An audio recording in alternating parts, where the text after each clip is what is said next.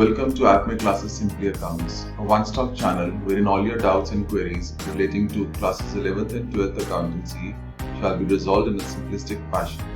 So, this is a three-part series based on the chapter admission, wherein we deal with the full question of admission, जहाँ पर capital adjustment की जाती है old partners की on the basis of the new partners capital. So let's begin. So I've picked up a question from one of the board exams I held previously, and you can go through the question. You can pause the video and go through the question slowly. So we are given creditors. Workmen's compensation fund is given to be 60,000. Old partners Sanjana and Alok, and a new partner is going to be admitted. But before we go there, Sanjana and Alok are sharing profits and losses in the ratio 3:2 before the admission takes place. So you have debtors, you have cash, provision for doubtful debts, stock, investments, and furniture.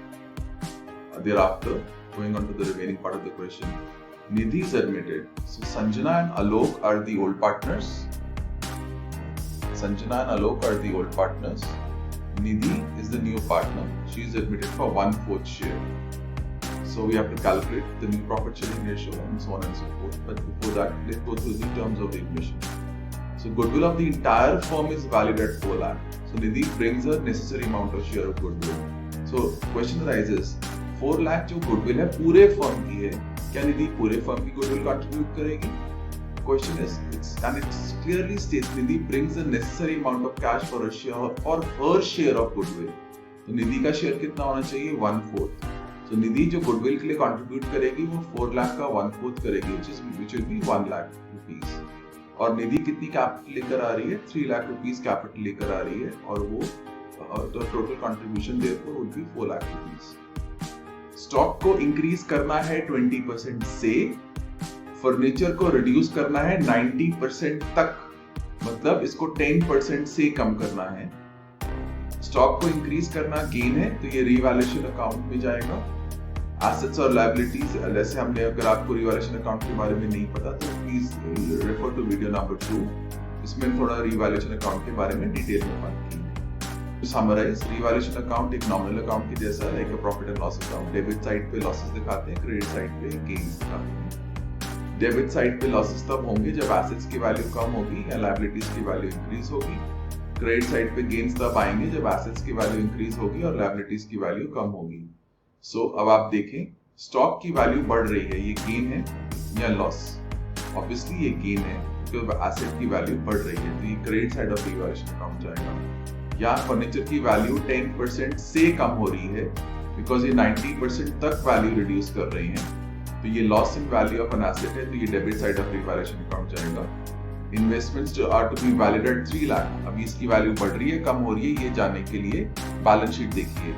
Balance sheet में investments 2,60,000 दी हुई है, और यहाँ पे adjustment में दिया है कि investments are valid at 3 lakh. तो क्लियरली इस इन्वेस्टमेंट वाले एसेट की वैल्यू 40,000 से बढ़ रही है, तो हमारा यहाँ गेन है, ये भी रिवैल्यूएशन अकाउंट में जाएगा. So before we start doing the question, we follow 5 steps for solving the question. Step 1 relates to calculation of new profit sharing ratio and sacrificing ratio. So let's begin. अब ये ratios की calculations कैसे होती हैं? अगर आपने अभी आपको आइडिया नहीं है या आपको कंफ्यूजन है, प्लीज रेफर करिए वीडियो नंबर 1 इस 3 पार्ट सीरीज का. उसमें रेशियो की कैलकुलेशन कैसे किया करनी है ये डिटेल में एक्सप्लेन किया गया using various examples. So to start, Nidhi share is 1/4 of the total share that is given in the question. So Sanjana और आलोक का शेयर कितना होगा? 1 - 1/4, which basically means 3/4. तो अगर पूरे शेयर में से निधि का शेयर माइनस कर दें तो संजना और आलोक का शेयर आ जाएगा. अब संजना और आलोक का शेयर, ये 3/4 जो शेयर संजना एंड आलोक का है, ये आपस में किस रेशियो में बांटेंगे? In the old profit sharing ratio, जो कि गिवन है क्वेश्चन में 3:2. सो संजना को 3/4 का मिलेगा 3/5 और आलोक को 3/4 का मिलेगा 2/5. संजना को न्यू फर्म में शेयर मिलेगा 9/20 और आलोक को न्यू फर्म में शेयर मिलेगा 6/20. निधि को 1/4 शेयर मिल ही रहा है, और इक्विवेलेंट फ्रैक्शन करने के लिए यहाँ पे डिनोमिनेटर में 20 है, तो यहाँ पे भी ऊपर 5 और नीचे भी 5 से मल्टीप्लाई करेंगे, तो new profit sharing ratio will come out to be 9:6:5. अब इसके बाद सैक्रिफाइसिंग रेशियो निकालनी पड़ेगी, बिकॉज उसके बिना हमें पता नहीं चलेगा कौन सैक्रिफाइसिंग पार्टनर है, कौन गेनिंग पार्टनर है. सैक्रिफाइसिंग रेशियो निकालने का फॉर्मूला होता है old ratio minus new ratio. So old ratio थी 3/5, न्यू रेशियो है 9/20 और old ratio minus new ratio करके आंसर प्लस में आया। इसका मतलब कि Sanjana is the sacrificing partner. क्यों? बिकॉज ओल्ड शेयर ज्यादा है और न्यू शेयर कम है, तभी तो आंसर प्लस में आया। बड़ी वैल्यू में से छोटी वैल्यू माइनस करके आंसर प्लस में आया। इसका मतलब पहले वाली वैल्यू बड़ी है, दूसरी वाली वैल्यू छोटी है।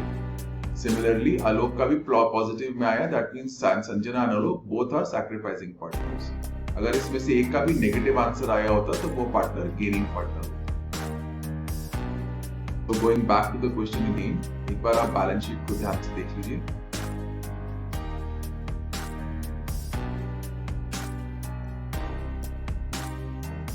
Stock was to be increased by 20%। तो स्टॉक पहले कितना था? स्टॉक 1,50,000 था। 1,50,000 का 20% इंक्रीज मतलब 30,000 से इंक्रीज। इन्वेस्टमेंट्स 40,000 से increase because investments were valued at 3 lakhs। तो देखते हैं दोनों इंक्रीज हो रहे हैं, सो लेट्स सी इसका इम्पैक्ट क्या पड़ता है। तो इन्वेस्टमेंट्स और स्टॉक दोनों इंक्रीज हो रहे हैं। इन्वेस्टमेंट्स 40,000 से, स्टॉक 30,000 से। एज अ रिजल्ट गेन है, इसलिए credit side of revaluation account. Furniture 30,000 से कम हो रहा है बिकॉज वो 10% से उसकी वैल्यू कम की जा रही है, तो आपका लॉस हो रहा है इस केस में। तो फर्नीचर के कारण 30,000 का लॉस आप debit side of revaluation account बनाएंगे। और that is all as far as the adjustments related to revaluation account are concern. फिर आप देखेंगे कौन सी साइड बड़ी है। एपरेंटली और क्लियरली द क्रेडिट साइड का टोटल डेबिट साइड के टोटल से बड़ा है, तो इस केस में रिवैल्यूएशन प्रॉफिट होगा। और ये रिवैल्यूएशन प्रॉफिट एडमिशन होने से पहले का है, तो ये वो तो एडमिशन के टाइम पर ही कैलकुलेशन कर रहे हैं, बट ये पुराने एसेट से रिलेटेड है, तो ये profits and losses old partners में ही डिस्ट्रीब्यूट होंगे in the old profit sharing ratio. तो ये स्टेप 2 खत्म हो जाता है हमारा यहाँ पर। उसके बाद हम स्टेप 3 पे जाते हैं। Step 3 relates to journal entries. एक बात का ध्यान रखिए, जर्नल एंट्रीज हमेशा जर्नल के फॉर्मेट में होनी चाहिए। अगर आपकी जर्नल एंट्रीज जर्नल के फॉर्मेट में नहीं होंगी तो your marks will get cut. तो सबसे पहला एंट्री तो यही है, revaluation account debited to Sanjana's capital to Alok's capital in the old profit sharing ratio।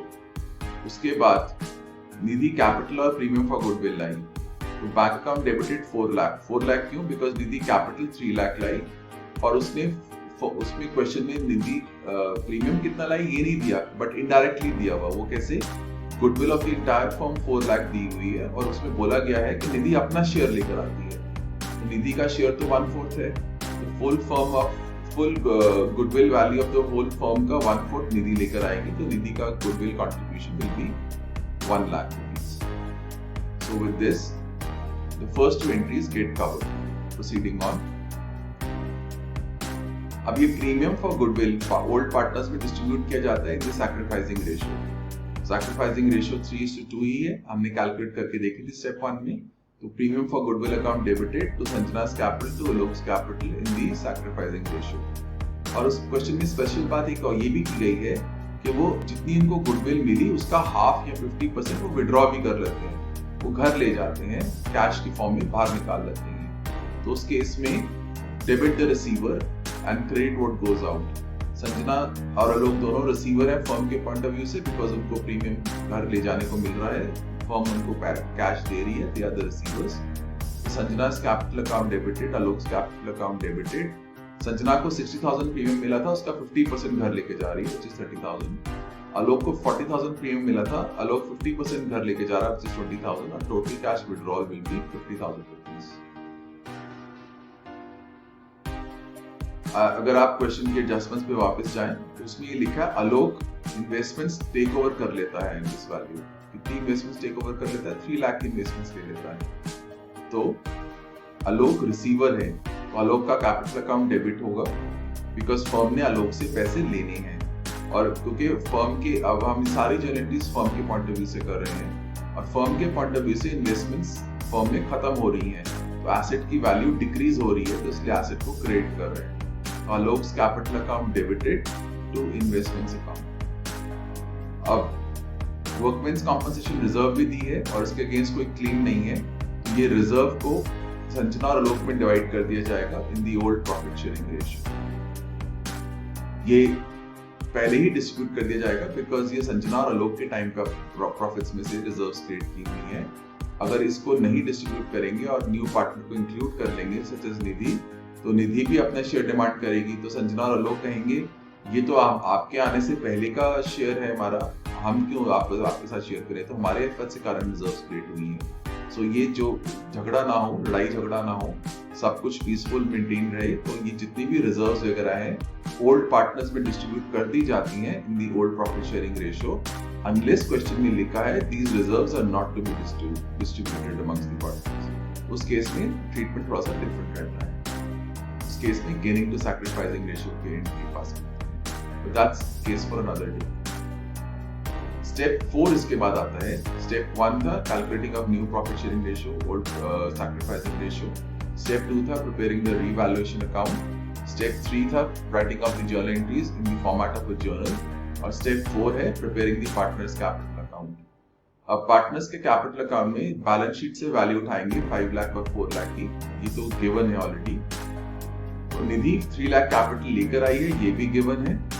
Premium for goodwill partners में डिस्ट्रीब्यूट किया गया था 60,000 40,000, ये भी हमने जर्नल एंट्रीज में से ट्रांसफर करेंगे कैपिटल अकाउंट में, और इसका 50% इन्होंने विड्रॉ भी कर लिया था, तो इसका क्रेडिट भी कैपिटल अकाउंट में आएगा। जहां जहां जर्नल एंट्रीज में कैपिटल अकाउंट क्रेडिट हो रहा है तो वो क्रेडिट साइड पे रिकॉर्ड करेंगे, जहां जहां जर्नल एंट्रीज में कैपिटल अकाउंट डेबिट हो रहा है तो उसकी कैपिटल अकाउंट की डेबिट साइड पे रिकॉर्ड करेंगे। जर्नल में जो डेबिट होता है उसी साइड पे रिकॉर्ड करते हैं, जो क्रेडिट होता है उसी साइड पे रिकॉर्ड करते हैं।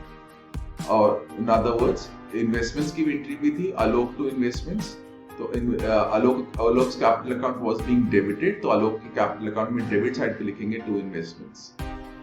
सिमिलरली वर्कमेंस कॉम्पनसेशन रिजर्व की भी एंट्री पास की थी, उसमें संजना और आलोक के कैपिटल अकाउंट्स अगर आप जर्नल दोबारा से रिवाइंड करके देखेंगे तो आपकी संजना और आलोक के कैपिटल अकाउंट्स क्रेडिट हो रहे थे, तो क्रेडिट साइड पे रिकॉर्ड करना है। जर्नल में जो होता है वो वैसे ही रिकॉर्ड करना है।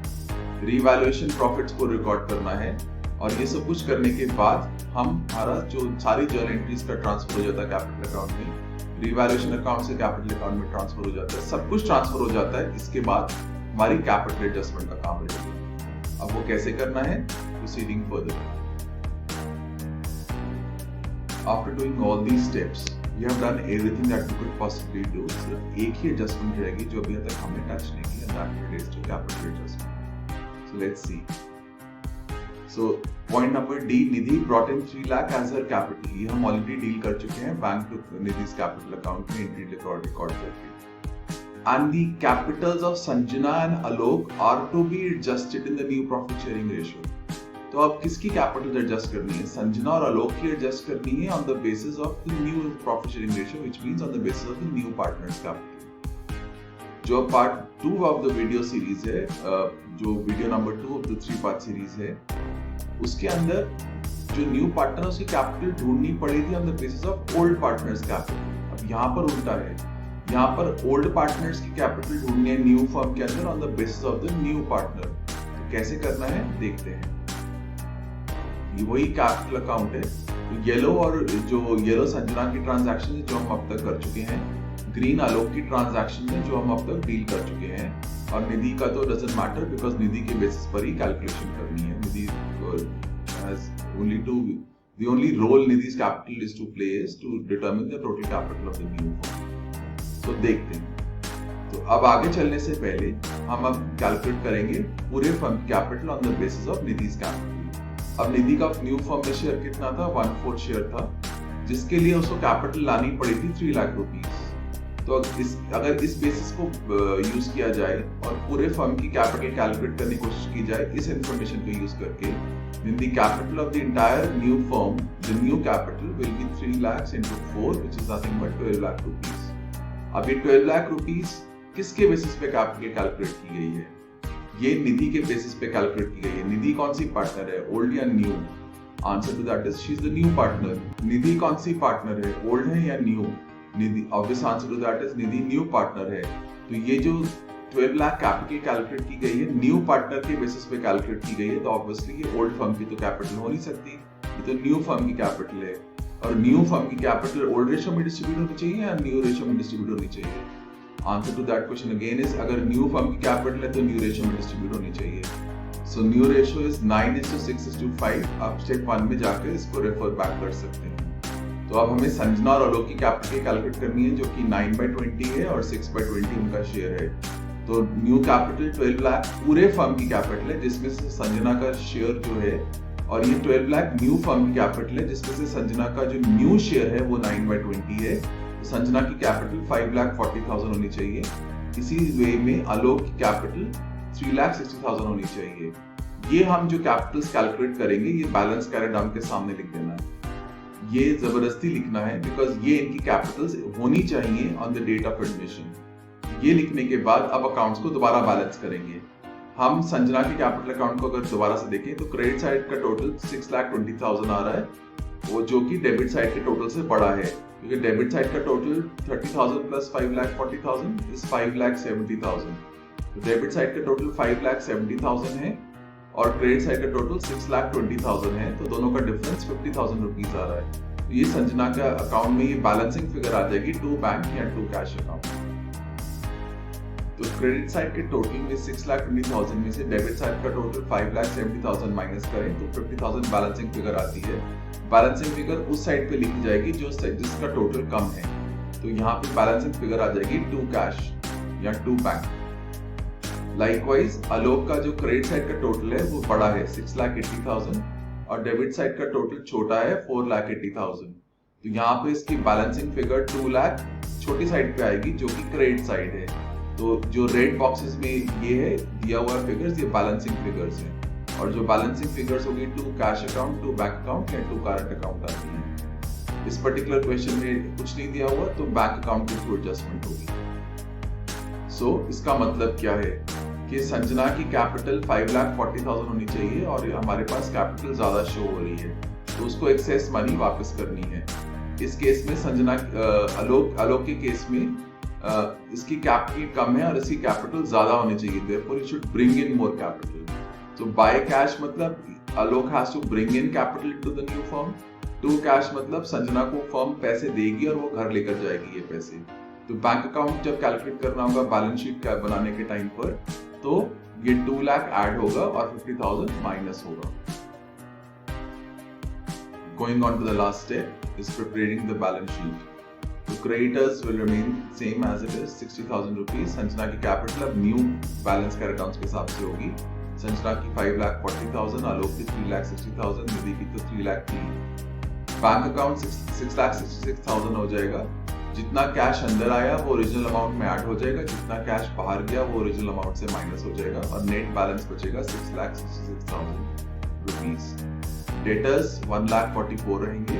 स्टॉक अपने जो अगर स्टॉक रीवैल्यू हुआ है तो स्टॉक न्यू वैल्यू पे आएगा, अगर रीवैल्यू नहीं हुआ तो ओरिजिनल वैल्यू पे रहेगा।